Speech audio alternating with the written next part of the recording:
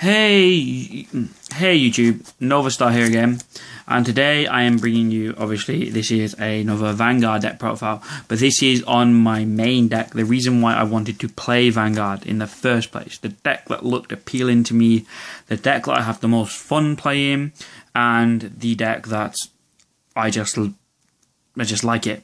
I love the clan, I love the character that uses him in the anime, his favourite character in the anime to be precise, and so I thought I'd deck profit. I am proxying 4 cards in the deck. They are going to be, I am buying them next week, I think I'm getting them. So they'll be here within like the next few weeks. But I am proxying 4 cards. But I thought, while I'm recording everything else, I might as well just show you what it is anyway. So my starter is Battle Maiden. I'm not even going to pronounce her name, it's too long and I'll probably butcher it. Basically, when a Genesis rides over it, she moves back. When she boosts a grade 3, you can soul charge 1. That's right, this is a Genesis deck profile. So, starter. For triggers,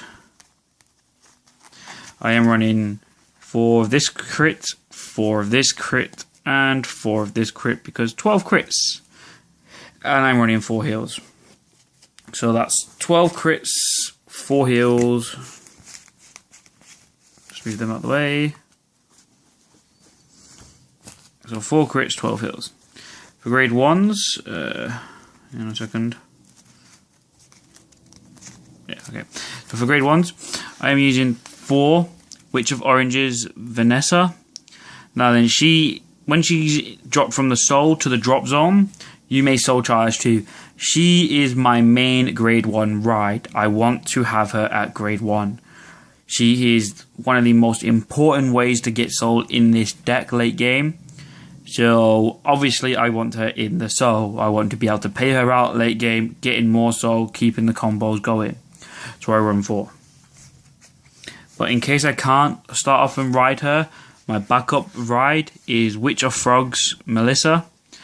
When she's dropped from the soul to the drop zone, counterblast 1, call her into any rearguard column so she can help refill columns. So I run 3 of there. I'm then running 3 Odin Owls, or Odin Owl, however you want to call it. His effect is, you can select 1 grade 3 Regalia unit from your waiting room, put it to the bottom of your deck, select 1 Regalia unit that you have on the field, it gains 5,000 power.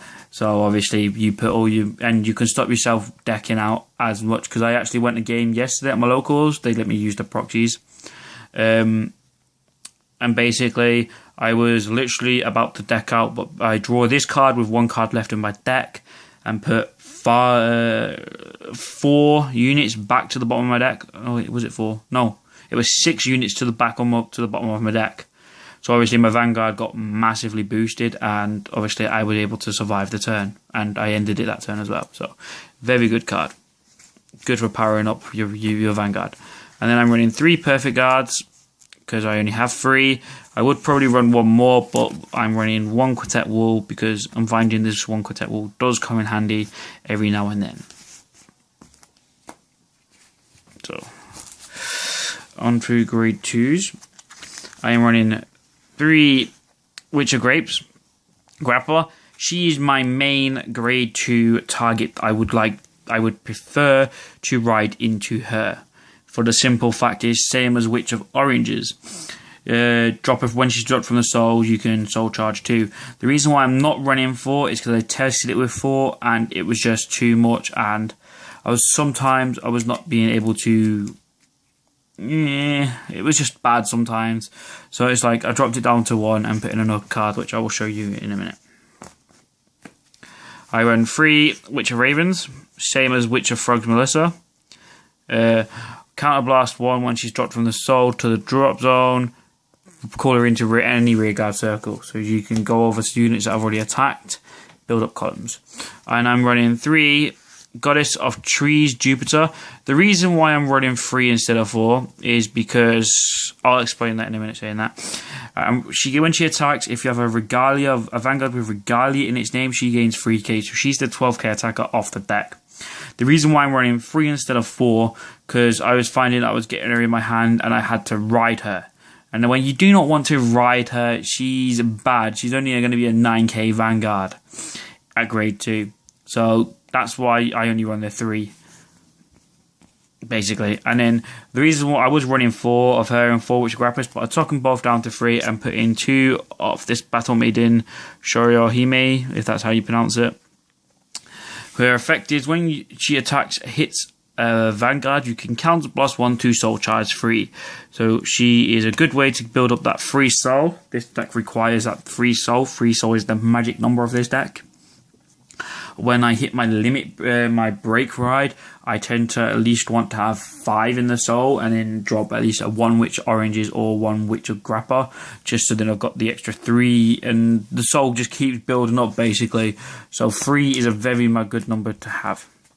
And on to the grade 3s. Obviously, I'm running 4 Minervas. That's right, 4 Minerva. Because this is the reason why I wanted to play this deck. Her limit break is Counter Blast 1 and Soul Charge, Soul Blast 3 even. Choose 3 Genesis units from your hand and discard them at the end of the battle that this unit attacks. You may pay the cost. If you do, you can restand her. And she gains 5,000 power until the end of the turn. You can only use this ability once per turn. If you have a Regalia of Wisdom Angelica in your soul, she gains 2k. So she's a cross ride. So she's 13k with Angelica in the soul, and then she get before boosting, and then she gains 5k for effects. So then she's 18k on the second attack. I tend to not boost with her because obviously you break ride. She's an extra 10k, so she's 23. I don't use the boost on the first attack because there's no point. On the second attack, I will use the boost in because you build up that 1 extra soul that you need because your soul will be pretty low, and you just give her more power, so it's harder to guard. And she obviously still gets a twin drive check as well, so you can get like 4 checks. So the boss monster of the deck, and the reason why I play Genesis. And then I'm running 4 Regalia of Wisdom Angelica. Her effect is when she attacks, she gains. When she attacks, she can soul charge 1 and she gains 1,000 power until the end of the turn. Her break ride is Soul Blast 3. When a Genesis ride this, your Vanguard gets 10k power and you can draw 2 cards. So she gives you 2 of the cards that you need to use for your Minerva's effect. And she can help build up soul as well before you get to 4 damage. So this card is obviously, good. It is obviously really good. I will be buying 2 more of that and 2 more Minervas within the next week or so. So I should have them within the next 2-3 weeks, depending on where they're coming from.